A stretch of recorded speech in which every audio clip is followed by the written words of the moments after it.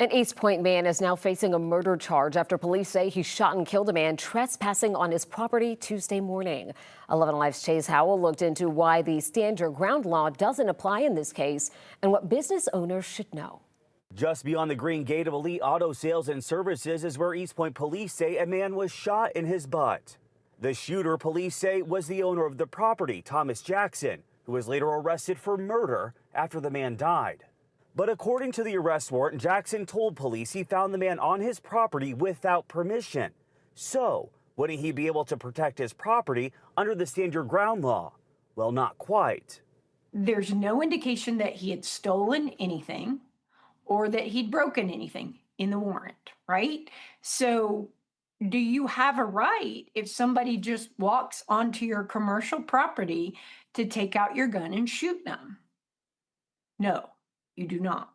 Kim Fry is a criminal defense attorney. She says, in fact, the further you get away from your house, the less protection you have under the stand your ground law.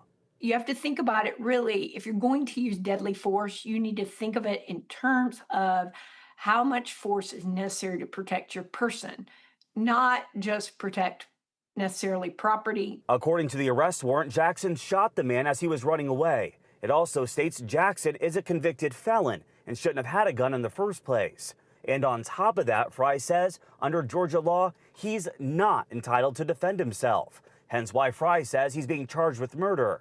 He probably told them all of these circumstances and also gave them access to his video camera. That's why this happened. So he thought, just like you originally thought, he would be justified in this shooting. Fry says arrest warrants typically favor the prosecution, but as more facts come in, Jackson's charges could change. Reporting in East Point, Chase Howell, 11 Alive News. Jackson also faces aggravated assault, possession of a firearm by a convicted felon, and possession of a firearm or knife during the commission of or attempt to commit a certain felony.